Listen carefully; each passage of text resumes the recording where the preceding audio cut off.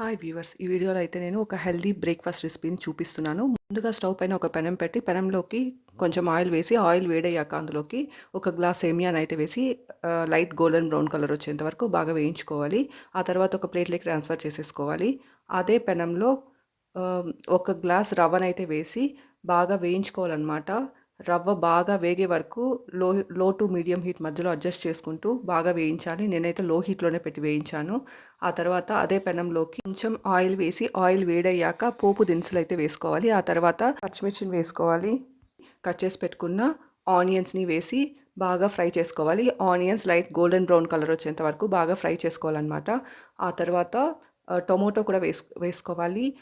నేనైతే ఒక 2 టమోటాలను బాగా కట్ చేసి అయితే వేసుకున్నాను. టమోటో వేయడం వల్ల ఉప్మా టేస్ట్ ఇంకా చాలా బావుంటుందనమాట.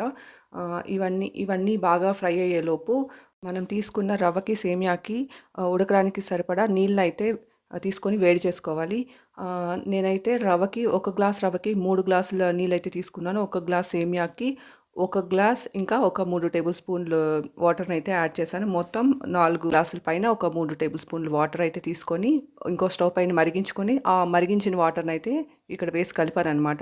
తగినంత ఉప్పు వేసి బాగా కలుపుకొని, ఆ తర్వాత మనం ఫ్రై చేసుకున్న రవ్వని, సేమియాని వేసేసి ఉడికిస్తే హెల్తీ అండ్ టేస్టీ రవ్వ సేమియా ఉప్మా రెడీ.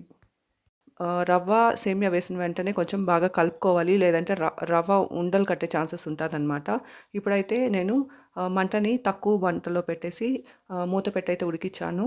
ఆహ్, హెల్తీ అండ్ టేస్టీ సేమియా రవ్వ ఉప్మా రెడీ అయిపోయిందనమాట. ఉప్మాకి కాంబినేషన్‌గా రాయలసీమ సైడ్ చేసే టమాటో పచ్చడి చాలా బావుంటుంది. ముందుగా టమోటాలనైతే కట్ చేసుకొని ఆహ్, జ్యూస్‌ని సెపరేట్ చేసి, ఆ జ్యూస్‌ని ఇంకా ఆ టమోటోస్‌ని బాగా ఎండపెట్టాలనమాట. ఆ తర్వాత చింతపండు నానబెట్టుకొని ఉప్పు వేసి ఆ మూడిటిని కలిపి మిక్సీ జార్‌లో వేసి గ్రైండ్ చేసుకోవాలి.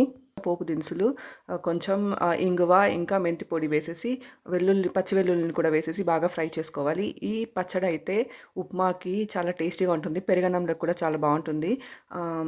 టమోటోస్‌ని బాగా ఎండబెడతారన్నమాట. చిప్స్ లాగా అయిపోతాయి.